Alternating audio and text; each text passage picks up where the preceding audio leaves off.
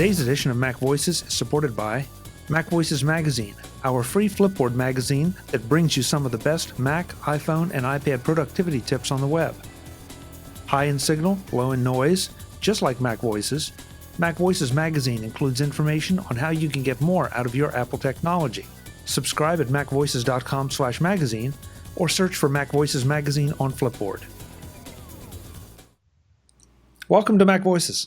This is the talk of the Apple community, and I'm Chuck Joyner. Folks, we all have digital photos. We all have a lot of digital photos, and we're getting more and more all the time. And so the way I see it, anybody that can help us do better with this, anybody that can help us organize and what phrase should I use? Take control of my digital photos on a Mac would be... What a great idea. What a great idea, yeah. And so the guy that's going to help us do it this time around is Mr. Jeff Carlson. Jeff, welcome. Hi. Good to have you. I am very happy to be here. I am happy to have you too, because you are you have been the author of this book. This is a new revision to take control of your digital photos on a Mac. And I need help, Jeff. So any help at this point you can give me. I got help with the first revision of the book, and I understand this time around you're going to help me maybe organize or be able to find my photos or what's in my photos a little easier.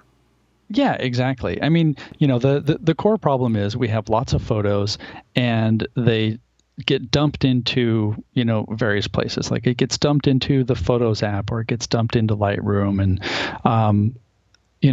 that's good. It's nice to have a place for all those, but then what do you do with them?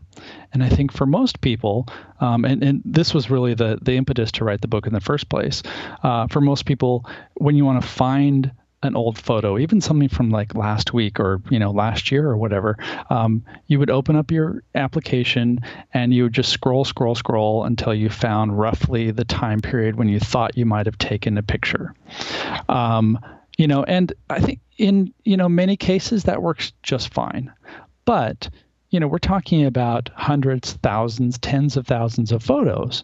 So what do you do on that scale? And we're all hitting that scale whether we want to or not, because we're taking more pictures, even if it's just lots of pictures on the iPhone or what have you. And so that was the idea to start the book in the first place. And so I came up with a system that makes me sound like a huckster. I got a system for you, but once you start getting into organizing and managing your photos, you realize that you really do need some sort of a system or some sort of a plan to just deal with them. And so over time, I built this system, which I think is great. It's as minimally invasive as possible. It recognizes that none of us have a whole lot of time to put forward to this. The thing that we tell ourselves is, okay, yeah, I've got 2,000 pictures from my last vacation, and I'm going to go in and I'm going to organize them. I'm going to make them great. I'm going to tag images and all of that. And then you're like, well, I can't do that today, so I'm going to do it this weekend. And then the weekend comes, you get busy, and so you're going to do it, well, maybe the next weekend, and it never gets done.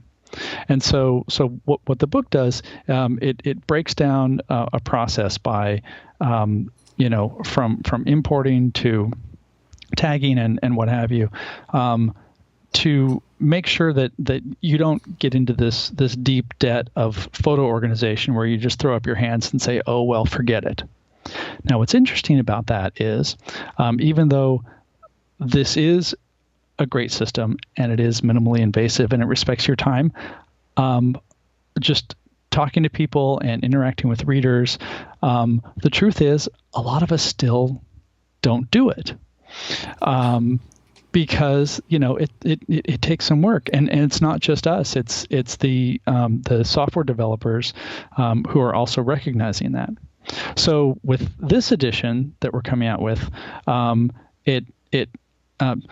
added a whole section that talks about a lot of these great new features where like the software itself kind of steps in to help you with that in various ways that we can talk about. Okay, so as you were talking, I was suppressing the need to raise my hand and say, "Yeah, that's me." You could totally do that. You try desperately. I'm going on and on and on. Well, you try desperately, but so you go away for a weekend, you come back Sunday night, and there's laundry to do, and there's work to get ready for Monday morning, and those photos, you're right. You say, okay, Monday night I'll do it, or maybe Tuesday, perhaps next weekend. Well, then there's something else the next weekend, and pretty soon you're all those little nuances of meaning or whatever are gone, and you're just satisfied to just let's get them off my phone and into whatever my system is, because one thing I am a little more religious about is getting them into a system where they're backed up and you don't have those issues. But I have this problem. So, and let's not forget tagging. I mean, that was supposed to come along and solve a lot of our problems. And I played with it for a while, and frankly, just as you were saying, you have the best of intentions, but you just never get around to it. So geotagging now has helped a little bit because I know where my photos are taken, especially if I'm using my iPhone. But how is the software helping me avoid my procrastination, I guess, or solve this problem? Yeah. Well, it's interesting because, to think of photo management, like it's really a sliding scale. Like there are some people who, will be extremely fastidious about, making sure that everything is tagged correctly. Making sure that not only do you have keywords of things that are in the photo, but also keywords that are like thematically relevant, and like especially at the pro level, if you have clients or something where you need to go back and find things, like you just have that like other level, and then there's like the rest of us, and I include myself in this too, because like part of the reason to write this book in the first place was I was going crazy because I just had these like giant virtual bins full of photos. And every once in a while I would be like, oh, you know what? Like I took a really good picture of, my niece when she was 3 years old, and I want to go find that picture. Well, how am I going to do that? And so, that sort of tipped me into this dark rabbit hole of photo organization. So what's interesting this year particularly is that sort of the machines have taken control in a way. Oh, good. I feel better already. Yes, exactly. And by that I mean like finally the photo apps are doing more than just kind of shuffling your photos around or putting them in storage places. We've had a little bit of this in the past, but this year it's really gone into overdrive. So what I mean by this is if you import, let's say you use Photos, the Apple's Photos application as your main application. I should point out that part of the book sort of talks about like how to choose a good photo organizer if you don't have a specific choice, and it covers Lightroom and Photos and Photoshop Elements. But let's say we're starting with Photos. You import your images, and there is a way to assign keywords. It's a little clunky, so let's assume that you don't do that. What Photos will do is it will go through and look through all of your images.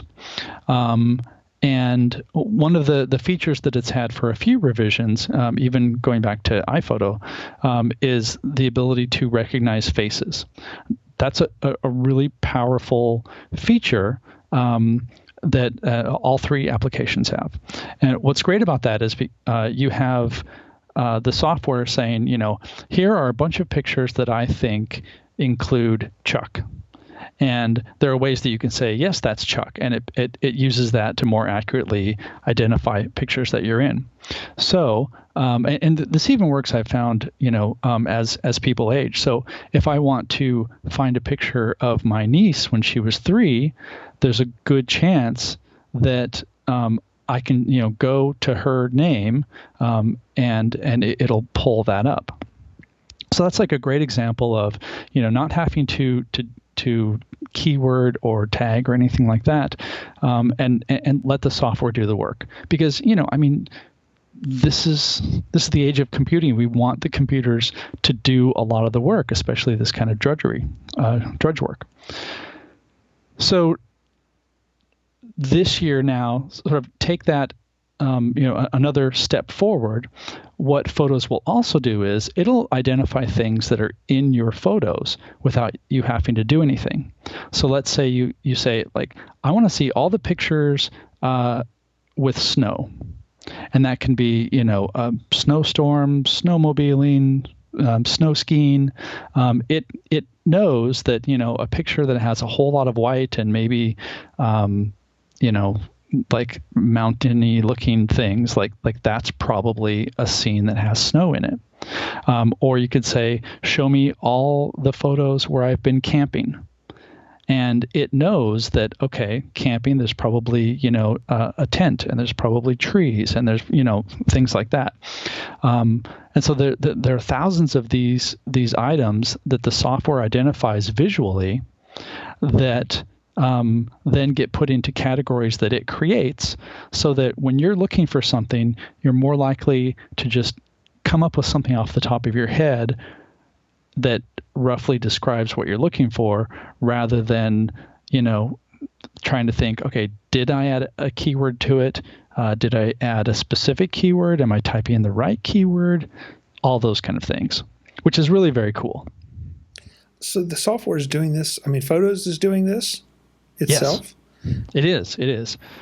It's if you notice, after you import a bunch of photos into after you import a bunch of images into Photos, I really can't get over the fact that they just called it Photos.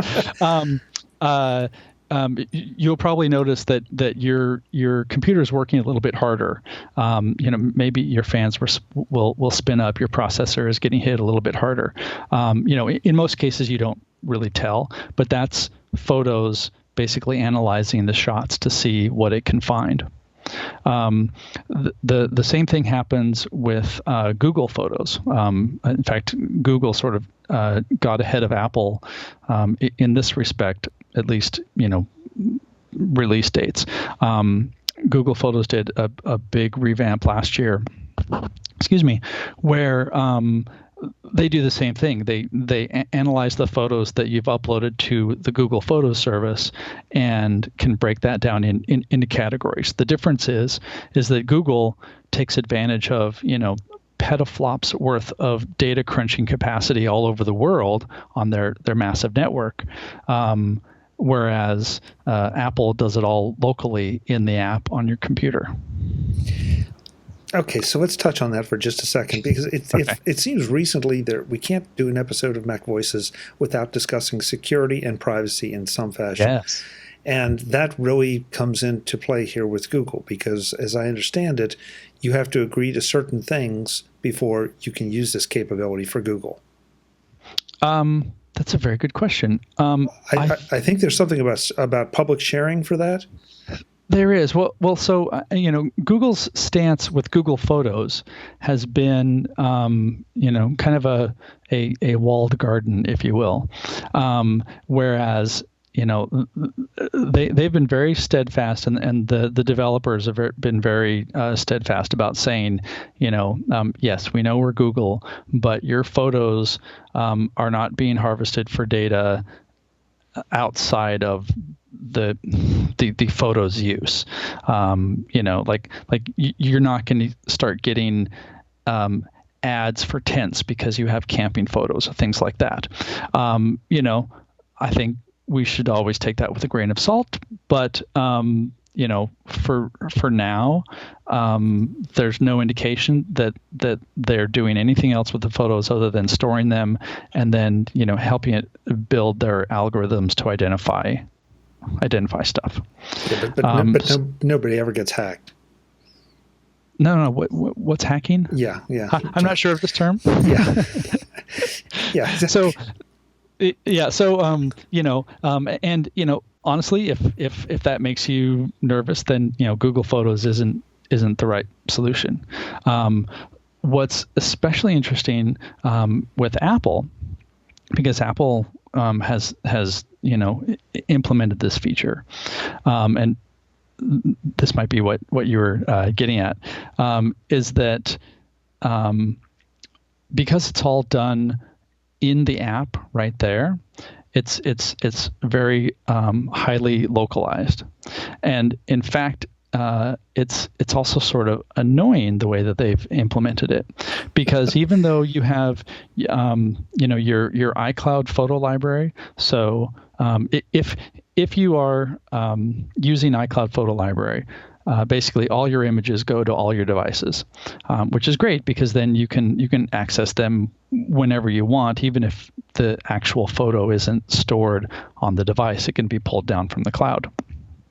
So how does it do all of this image recognition stuff? What's annoying is that it does it separately on each device. So each copy of Photos, whether it's your iOS version or your Mac version, has all the core programming to do this analysis, but they're not talking to each other. And so, most likely, the stuff that's identified on your Mac is going to match what's identified on iOS. But like, for example, with faces, because of privacy, if you go and you identify all the people in your photos on your Mac, they're not going to be identified on your iPhone. You have to do that separately. And that's solely because Apple decided to, say, no, we're not going to expose that sort of information to the cloud, even if it's our cloud. Okay, so the once the information is processed and the Mac says this is Jeff Carlson, that data doesn't get embedded in the metadata of that photo. It's stored in a separate database somewhere. Yeah. Basically, just I think Photos itself has like a master database where it's keeping track of everything, and so that's not written to the file. We need to triple check that. Like, there is a way that you can write it to the file, but I don't believe that's like embedded with the image file itself. It's associated with it, but not actually embedded in. Okay, so there is a way to embed it, since we've gone to all this trouble and all this computing power of having these keywords, if you will, created for us that we could embed it in the file. But given Apple's stance on privacy, I completely understand why they wouldn't want to necessarily do that unless you explicitly say, this is what I want done. Exactly. In fact, right now I'm not 100% sure that that's accurate, and I can click through and see right here. Because you have the book to reference. I have the book to reference. I have photos here. But what it can do is, like if you take an image of me and you export it, when you do that, you are given the option to include titles, keywords, description, location information, and I thought that there was something that also kept you from that let you hide the person information. I actually might be thinking of Lightroom. So Lightroom also has this capability of identifying people, and Lightroom, because of the way it handles files, it's a more sort of file-based experience, whereas Photos is basically like a large database. And if you ever open up your Photos library, it's kind of a mess if you want to try to like read it as a human, because it's stashing things away in numbered folders and stuff like that. I believe, and this is probably where you'll get viewers be like, he don't know what he's talking about. That there is an option when you're exporting a photo from Lightroom. You can say do not include person information. So like it's all there are levels of respect in these apps, which is nice. So it's not just spraying your name over every single photo that you're in. It's doing that while you're within the photo's environment, but not necessarily like when it goes out. Okay. And Lightroom is also processing on the Mac itself, or is it sending information? Yeah. Okay, so everything is self-contained there. Yeah. Okay, yeah. So if I'm on vacation, I can dump my photos to my Mac, and if I'm using Photos or Lightroom, it's going to do this process while I go back to the beach or whatever, and not suck up my Wi-Fi or require hotel Wi-Fi or anything like that. Exactly. Now the caveat here is that Lightroom currently doesn't do any of the sort of more advanced scanning. It'll do faces, and it will identify photos that have people in them. And if you've identified those people, it'll say is this Chuck? Is this Jeff? And you can refine it. But currently there's no feature in there to like identify pictures with clouds or pictures with trees or any of that. Mm. I don't know if they're planning on doing that. There's a limited a limited amount of that happening on Lightroom on the web. So images that you put into collections that you then share with Creative Cloud, those collections you can read on like Lightroom on an iPhone or an iPad, and neither of those have these features. But I think if you then view them just in a web browser using Lightroom on the web, I believe like if you do a search, there's a limited amount of that sort of object identification going on. Okay. This obviously is going to be a big help to anybody, because Photos was always a pretty big deal when that came out on iPhoto. Faces was a pretty big deal when it came out on iPhoto, and I still use that feature. I have to confess I didn't know a lot of this was available within Photos on my Mac, and there's still something about giving away some of that information. I can't think of 10 photos in my library that would be a tragedy if they were on the front of the New York Times website. But at the same time, there is this sense that I don't want to give anything away or everything away. So that would be a concern with that. So this does chew up CPU, and it obviously requires a little bit of space to archive the data on there. But I would gather that those are pretty minimal kind of things. Yeah, as far as I can tell, I haven't noticed any like storage space hit, because basically it's, Photos is finding objects within a scene and then basically just like associating it with a word. So trees. It says, oh, I know that image number 64752 likely has trees in it, and therefore, I'm not a programmer, you can tell, but I imagine that there are probably just tables of information that say, for the category trees, these images probably fit, right.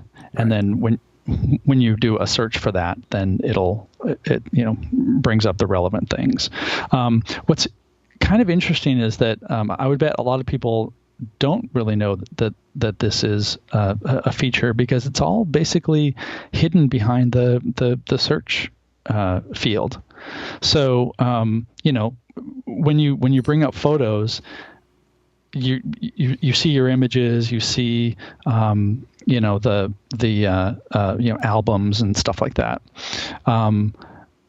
It isn't until you actually do a text search and click in the search field that a lot of this comes up. Another aspect of this, which is also covered in the book, is the new memories feature in Photos. And this is also, Google does this. They call it the Google Assistant.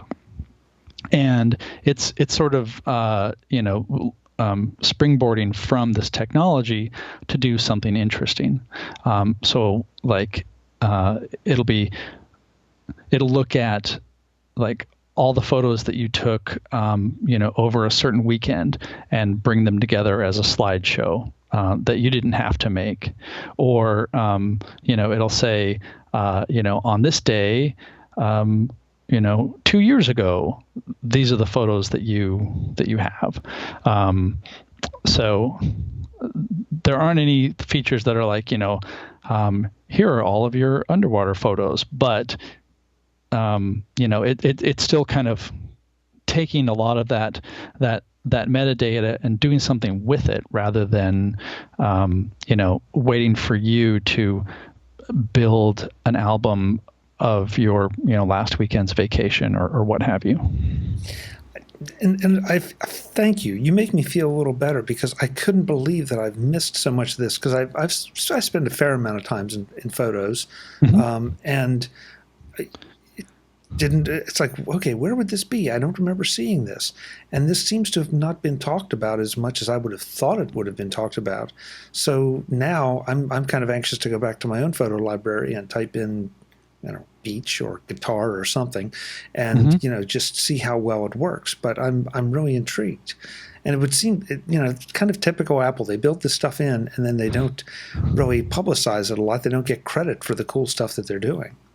Yeah, exactly. Google Photos has it more. It's more visible. When you do a search there, it brings up a page that not only lets you type stuff in, but it suggests a bunch of terms that might relate to some of your photos. And but yeah, Apple is just like it's there. It's got the capability, and if you happen to click in the search field and start typing something, then it will expand and show you a bunch of different options. Like with the snow example, like if I type snow right now, it brings up a memory called snow tubing that I made when we went tubing once. It made a category called snowstorm and snow and snowboard, which is interesting because I've never been snowboarding. It made a category called snowman, and apparently I have at least, one photo that I explicitly used the keyword snow on. But you'd never know it without actually doing that search. So right. It's cool technology, and it might just be that because this is kind of the start of it, they didn't want to make it too front and center. How Apple is sometimes. They're like, well, yeah, it's in there, but until we're really really solid with it, we're just going to leave it in there and see how people use it. I don't know, but it has the potential for helping people who really they're never going to tag their photos, and that's fine. Or you can do limited tagging, and hope that the search brings up what you're looking for next time. So it's a more well-rounded approach that takes into account people's actual behaviors rather than people's intended behaviors.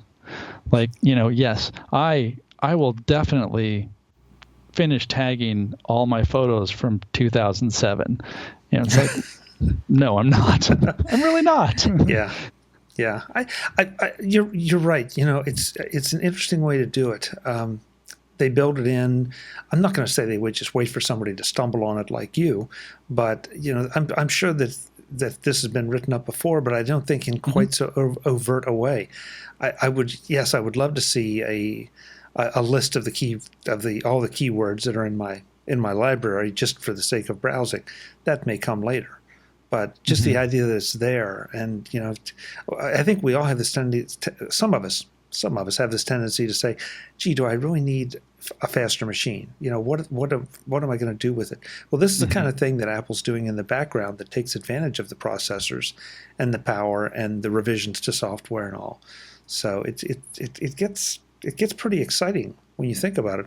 You're right. I'm not sure I'd want to count on it to find that picture of your daughter or your niece or whatever, but it certainly would at least be a great place to start.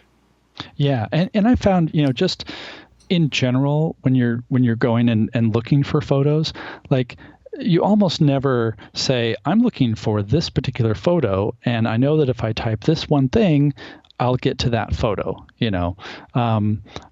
It's more sort of a funneling system where you're like, okay, I know that I have a photo of a sunset that I really liked, and I know that it's probably in the last couple of years, and maybe it was in Hawaii, and so you take all these criteria and you narrow it down until finally you're like, oh, there it is.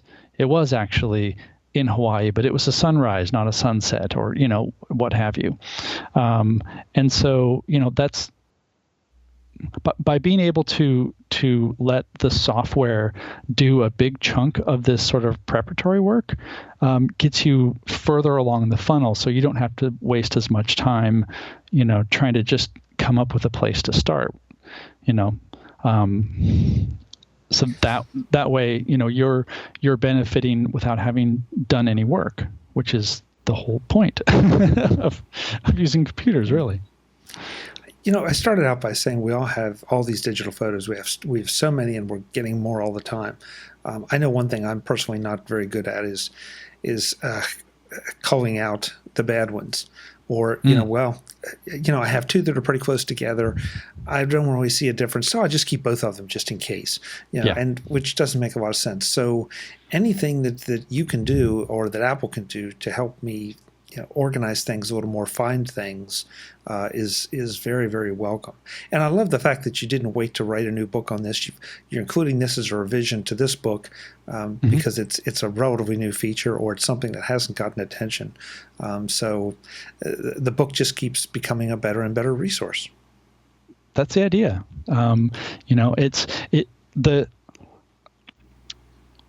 Approaching this revision was almost existential, because it was like, okay, there's a lot of great information in this book. It also talks about using online services, like iCloud Photo Library goes into detail on that, and like there's a lot of information, but I also had to accept the reality that not everybody wants to get into this much detail. Not everybody has the time to get into this much detail, and yet everybody needs some method of organizing their photos. And so that's why it was like a great opportunity to expand what we have. I mean, the book it's almost like a college course, like Photo Management 101 is, here's how to take advantage of these new artificial intelligence features that will get you 60% of the way there, and will probably help you find most of the photos that you want. And then the rest of the book is the 202 class or 201 class, which is, okay, you want a little bit more control? Well, you can do tagging, or one of the great things about the book and this method is a lot of the work happens like when you import, especially if you're using Lightroom. You can do a whole bunch of stuff just when you bring your photos in that saves you 10 steps later. And then it also talks about handling geotagged and location information to sort of help that along, and to what you said about picking ones to reject or elevate. There's a whole chapter in there where basically I say, don't rate your photos. You need to judge your photos and try to do it in as expeditiously as possible, because you're not going to go back and be like, oh, is that a 2 or a 3 star? I kind of like it, and which is actually made a little bit more difficult in photos, because photos got rid of the whole star rating system, and now like you can just mark something as a favorite or not. And so, figuring out what level you're comfortable with, at the very least, to be able to say, which are my good photos? I want to see my good photos, and whether that's just things that you've marked as favorites or things that you've marked as, like 3 stars or higher or flagged or whatever, like that's all in there.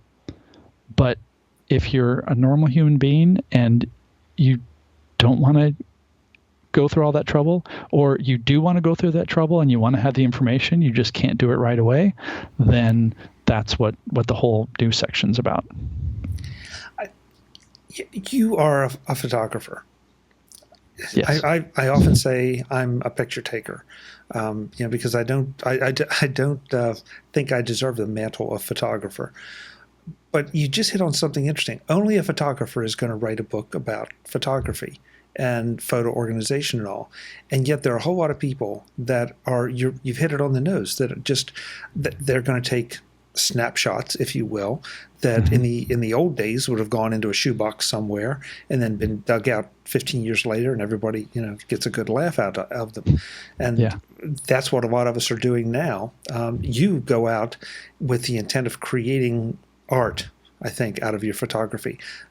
I don't always have those aspirations. I might be documenting something or just capturing a few memories. And so, yeah, you're right. I don't want this huge burden, as much as I know I should, because I do have aspirations of getting that mantle of photographer. Never going to happen. But, we need somebody like you that has that, but also has the ability to step back and say, okay, there's a completely different mindset when approaching photos, and here are ways to do it. And within the tools that Apple gives you for free, by the way. And yet helps us get a little bit more toward that idea of, well, but I can do more with my photos than just, throw them in that digital shoebox. Yeah. And I will also argue with you, say that the fact that you care about this and you take pictures, you're a photographer. So you don't need, that doesn't necessarily, make you not a photographer just because, you're not making your living from photography. That's one of those things that sort of drives me crazy. It's like, no, are you taking pictures? Are you enjoying it? You're a photographer. Okay. That's you. And absolutely.